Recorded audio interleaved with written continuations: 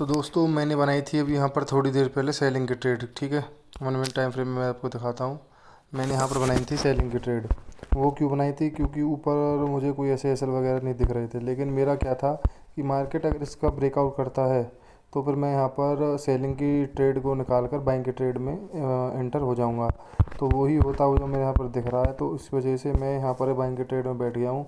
क्यों? क्योंकि कुछ देर के लिए तो मेरे को लगा था कि ऊपर कैसल नहीं है तो मार्केट नीचे जा सकता है, क्योंकि यहाँ पर भी ब्रेकआउट हुआ था इन लेवल्स का, तो ऊपर कैसे निकल गए होंगे, तो अब मैं सेल की ट्रेड बना सकता हूँ। लेकिन फिर जब मैंने बाद में देखा कि कल अच्छी बाइंग आई थी लास्ट ओवर में, और जिस हिसाब से आज होल्ड कर रहा है तो मार्केट के ऊपर जाने के चांसेस ज़्यादा हैं। ठीक है, इसलिए जब मैंने यहाँ सेलिंग की ट्रेड बनाई थी, कुछ इस जगह पर ही सेलिंग की ट्रेड बनाई थी मैंने, तो कुछ पॉइंट मुझे मिले। उसके बाद जब मेरा क्या था कि मार्केट रिवर्स भी कर सकता है, मतलब 50-50 चांस था कि मार्केट नीचे जा सकता है ऊपर भी।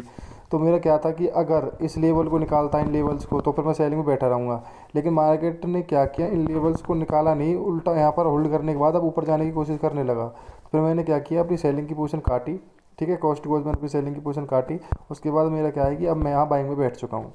तो मेरे दो, मतलब कोई ऐसा मेरा प्रॉपर वो नहीं था कि मार्केट ऊपर ही जाएगा नीचे जाएगा। मेरा ये था कि मैंने एक लेवल्स बनाए थे कि मार्केट इस लेवल्स को ऊपर मुझे बाइंग दिखाएगा, होल्ड करता दिखेगा तो मैं बाइंग करूँगा, इनके नीचे जाएगा तो सेलिंग करूँगा। क्योंकि सेलिंग का मैंने इसलिए सोचा था क्योंकि ऊपर कोई एसएल नहीं थे। मार्केट ने यहाँ पर जब ऊपर गया था तो ये ऊपर के एसएल डरा कर निकाल दिए थे, तो मार्केट में यहाँ पर सेलिंग आ सकती थी।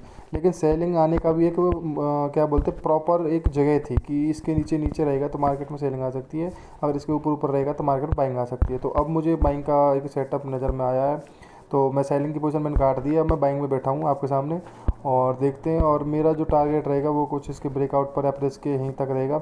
और पता बाइंग का एक सेलिंग का मेरा पता थोड़ा सा यहाँ दिक्कत भी हो सकती थी सेलिंग करने में। क्यों हो सकती थी? क्योंकि ऊपर मार्केट बिल्कुल जो 44,000 के लेवल से ही रेजिस्टेंस लेकर आया था, नीचे के असल मार्केट ने कल निकाल दिए थे, और कल मार्केट में अच्छी बाइंग भी थी। तो ऐसा करने पर ना ये थोड़ा रिस्की सेलिंग की ट्रेड हो जाती है। तो इसलिए मैंने क्या था कि मैंने माइंड सेट में बिठा रखा था कि सेलिंग अगर एक साथ मोमेंटम में आती है तो मैं कैप्चर उसको करूँगा। अगर मार्केट अपने आप को होल्ड करने लगता है या अपर साइड भागने लगता है तो मैं अपनी ट्रेड को रिवर्स कर दूंगा। तो वही हो रहा, मैं अपनी ट्रेड को रिवर्स कर दिया, बैंक में मैं अपने इसमें बैठ चुका हूँ। ठीक है, और मेरा एसएल रहेगा कुछ 50 पॉइंट का मेरा एसएल रहेगा, टारगेट रहेगा मेरा ऊपर तक, क्योंकि ऊपर भी पी एस वाई लेवल से मार्केट रिजेक्ट करके आया था। ठीक है, तो मैंने सबको समझा दिया। मैं क्यों सेलिंग का सोच रहा था, मैंने क्यों रिवर्स की है पोजीशन यहाँ पर, तो सब चीज़ मैंने आपको बता दी है। तो ठीक है दोस्तों, मिलते हैं, देखते हैं क्या होता है।